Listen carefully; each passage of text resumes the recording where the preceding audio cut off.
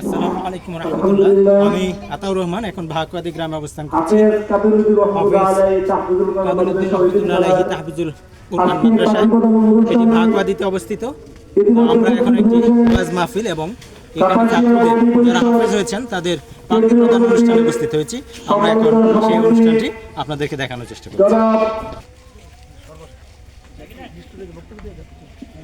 এখন প্রকৃত পক্ষে যদি কেউ আল্লাহ তাআলাকে ভয় করে তারা হলো একমাত্র উলামায়ে কেরাম।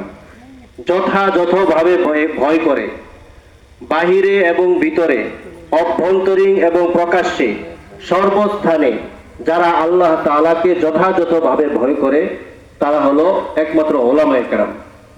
উলামায়ে কেরাম তো ভয় করবে এই জন্য কারণ তাদের ভিতরে আল্লাহ তাআলার কোরআন, এই কোরআনের বাণী সমূহ তাদের ভিতরে আছে।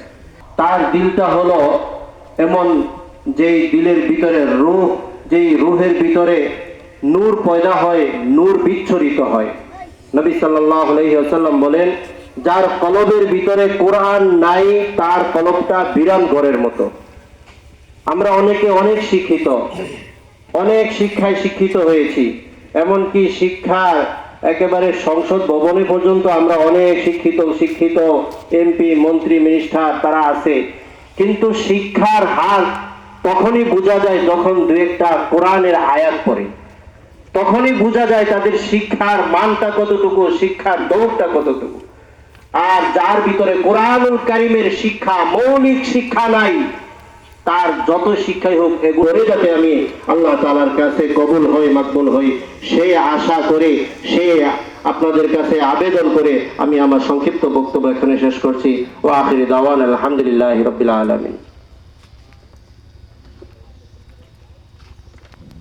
এখন আপনাদের সামনে সংক্ষিপ্ত আলোচনা করবেন মাওলানা মুফতি হাফেজ মোশাররফ মাহমুদ মুহতামিম হযরত ওমর বিন খাত্তাব রাদিয়াল্লাহু তাআলা আনহু।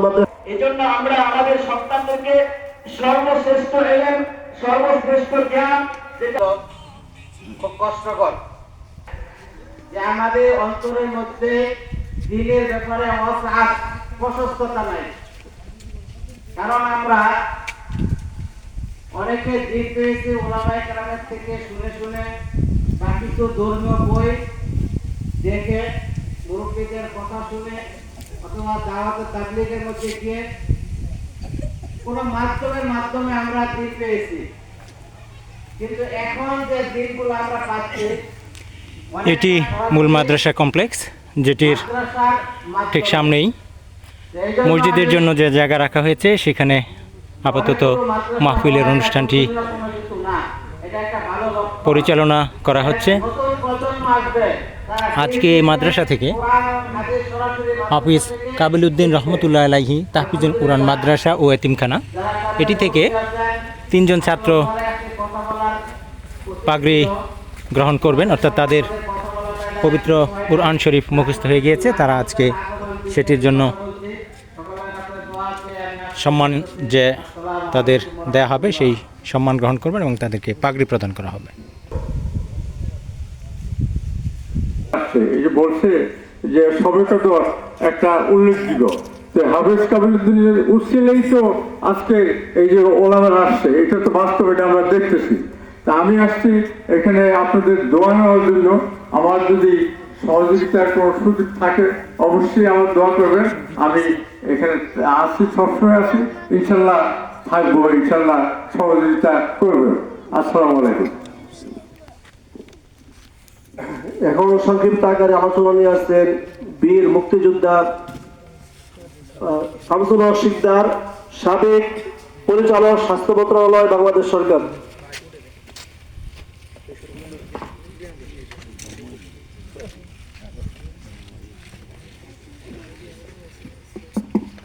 আসসালামু আলাইকুম।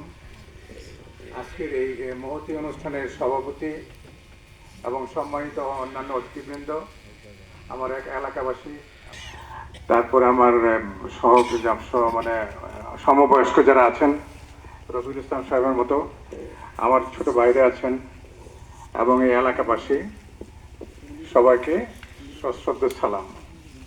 আর আমি ওলামায়ে কেরামদের সবাইকে আমি জানি না, চিনি না, তা আমি এখানে এসে যা বুঝলাম সবাই এই মক্তবের খ্যাতমতি করছেন বিভিন্নভাবে। কেউ এখানে মাদ্রাসা মক্তবে পড়াচ্ছেন, কেউ অন্যান্যভাবে সহযোগিতা করছেন। তা আমার যে পরিচয়টা দেওয়া হয়েছে, পরিচয়টা মূল উদ্দেশ্যটা আমি বলি, এটা আমার জন্য একটা সাংঘাতিক একটা সুযোগ। আমি এই হাফেজ কাবিলুদ্দিন ভূঁইয়া কাবিলুদ্দিন সাহেবের যখন মক্তব ছিল, এটা এখন দেখলাম যে আজকে শুধু মাটির চিহ্ন আছে, সেই উচ্চারণগুলি তখনকার আমলে ওনার মুখ দিয়ে আমাদেরকে শেখাতেন। এবং আরেকটা আশ্চর্য বিষয় আমার মনে আছে, আমাদেরকে জিহ্বা পাতলা করার জন্য উনি বলতেন সীসার টুকরা, ওইটা আমরা কিনে নিতাম। ছোট ছোট সীসার টুকরা আমাদেরকে সারাদিন মুখে রাখতে বলতেন, খাওয়ার সময় বাদ দিয়ে। এইভাবে উনি আমাদের জিহ্বাটাকে পাতলা করে উচ্চারণ, ভঙ্গি এগুলি শেখাতেন। তেলাওয়াত করি, চেষ্টা করি। এবং সেই তখনকার আমলে ওস্তাদের যে দিক নির্দেশনা ছিল, আমাদেরকে যেভাবে শেখাতেন বাচন ভঙ্গি, এবং উনি বারবার বলতেন যে কোন অক্ষরটা কোন জায়গা থেকে আসে, তালু থেকে কোনটা আসে, টোটা থেকে কোনটা, কিভাবে, সেটা এখনো প্র্যাকটিস করি। আমি জানি না আজকাল হুজুরা মাদ্রাসার মক্তবের ছাত্রছাত্রীদেরকে ওইভাবে শেখান কিনা অক্ষর উচ্চারণ ভঙ্গিটা। যতটুকু পারি ততটুকু সহযোগিতা করে এই মক্তবটা যেন আমরা আরো ভালোভাবে দাঁড় করে নিতে পারি। আর এখন তো এমন অবস্থা হয়ে গেছে, আজান হয়ে গেছে, নামাজের সময় হয়ে গেছে, লাঞ্চ টাইম চলে আসছে, আরো কিছু কিছু পর্ব বাকি আছে। আর স্মৃতি থেকে আরো অনেক কথা বলার ইচ্ছা ছিল, বললে হয়তো আমার ভালো লাগতো। সবাই আমার জন্য দোয়া করবেন, আমি আপনাদের দোয়া করছি। ফাইনালি একটা কথাই বলি যে এই মক্তব, এই যে আমাদের এই ভাতিজারা রফিকুল ইসলাম, জুন্নুন, ওরা যে শুরু করেছে, এটার জন্য তারা সাকসেসফুল হতে পারে, মাদ্রাসার জন্য আরো উত্তরোত্তর উন্নতি লাভ করে। এই জন্য আমরা প্রত্যেকের জায়গা থেকে যে যেভাবে পারি সহযোগিতা, কেউ কথা বলে, কেউ একটা সাজেশন দিয়ে, কেউ অর্থ দিয়ে, বিভিন্নভাবে এখানে সহযোগিতা করা যায়, এটা যেন আমরা করি, এই আবেদন আমি সর্বদা রাখি। আসসালামু আলাইকুম। কারি কাবিলুদ্দিন ভূঁইয়া তাহফিজুল কোরআন মাদ্রাসা কর্তৃক আয়োজিত আজকের এই পাখি প্রদান অনুষ্ঠান, উক্ত অনুষ্ঠানের সম্মানিত সভাপতি, আলোচকবৃন্দ এবং আমার মুরব্বিয়ান এবং বিভিন্ন দূর থেকে আসা, ঢাকা থেকে আগত অনেক অতিথি, উপস্থিত সম্মানিত সভাপতি, ওলামায়ে কেরাম এবং আগত মেহমানগণ, আমি অন্তত সংক্ষিপ্ত আকার দিয়ে একটা কথা বলবো। সেইখানে একটা মাদ্রাসা চলবে এইভাবে, এটা অকল্পনীয় ছিল।